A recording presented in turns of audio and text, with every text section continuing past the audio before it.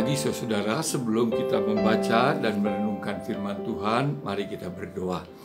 Kami bersyukur, berterima kasih ya Tuhan untuk hari yang baru yang boleh kami nikmati ini.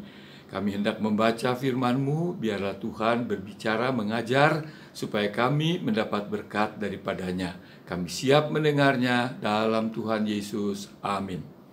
Saudara, pembacaan firman Tuhan pada hari ini diambil dari kitab Injil Yohanes pasal yang pertama ayat 14 sampai dengan ayat 18. Tapi saya hanya akan membacakan ayat 14 yang mengatakan demikian. Firman itu telah menjadi manusia dan diam di antara kita, dan kita telah melihat kemuliaannya, yaitu kemuliaan yang diberikan kepadanya sebagai anak tunggal Bapa, penuh kasih karunia dan kebenaran.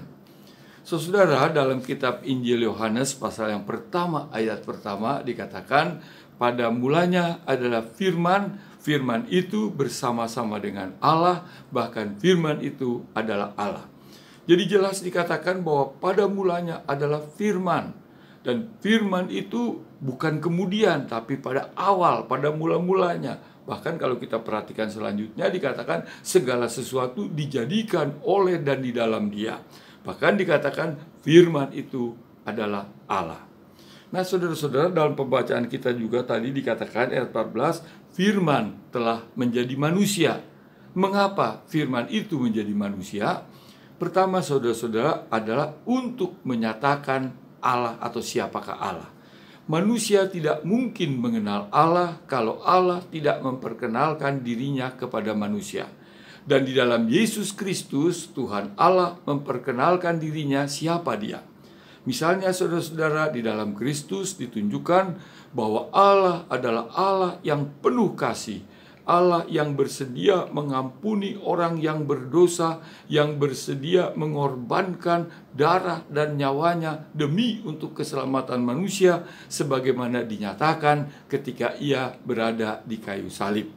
Tapi saudara-saudara, di samping menyatakan bahwa Allah adalah Allah yang penuh kasih, yang bersedia mengampuni dengan pengorbanan dirinya, tapi di dalam Kristus juga ditunjukkan bahwa Allah adalah Allah yang membenci akan segala bentuk dosa dan membenci orang-orang berdosa yang tidak bertobat.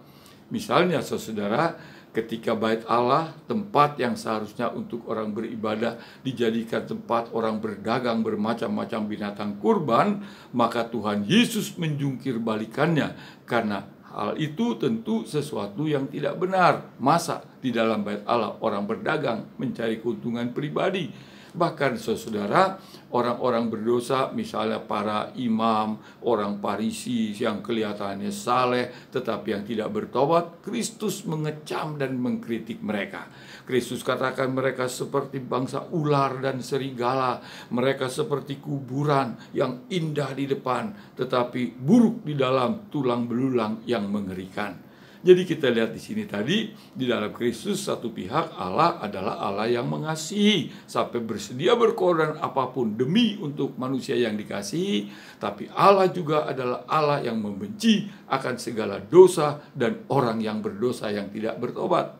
Tapi sebaliknya saudara-saudara, demikian juga ditunjukkan bahwa di dalam Kristus Allah adalah Allah yang maha kuasa yang dapat melakukan segala perkara. Misalnya ditunjukkan bagaimana orang yang mati dibangkitkan hidup kembali, bagaimana orang yang lumpuh berjalan, orang yang buta bisa melihat, bagaimana badai dan angin ribut ditenangkan dengan kuasa yang ada padanya, dan bahkan di dalam Kristus, Kristus mengampuni dosa. Itu menunjukkan kuasa Allah yang sangat besar. Tapi saudara, di samping hal tadi menyatakan atau memperkenalkan diri Allah di dalam manusia Kristus, Allah menjadi manusia adalah juga untuk dapat menanggung segala dosa manusia. Karena dikatakan dalam kitab Kejadian, akibat dosa adalah kematian. Kalau kamu makan buah itu, maka kamu akan mati. Kita tahu Adam dan Hawa memakan buah dilarang tadi, mereka mati. Dalam Roma 3 ayat 23 dikatakan upah dosa adalah maut. Jadi saudara, di dalam Kristus ditunjukkan bahwa manusia yang berdosa itu hukumannya maut ditanggung oleh Kristus di atas kayu salib. Karena manusia yang berdosa, maka manusialah yang harus menanggung hukuman itu, tidak bisa digantikan oleh korban apapun, domba, kambing, lembu, dan sebagainya. Harus manusia juga yang menanggung hukuman tadi. Dan mana ada manusia yang bisa menanggung dosa manusia yang begitu banyak. Maka Allah menjadi manusia supaya di dalam manusia Yesus Kristus Dia menanggung segala dosa umat manusia.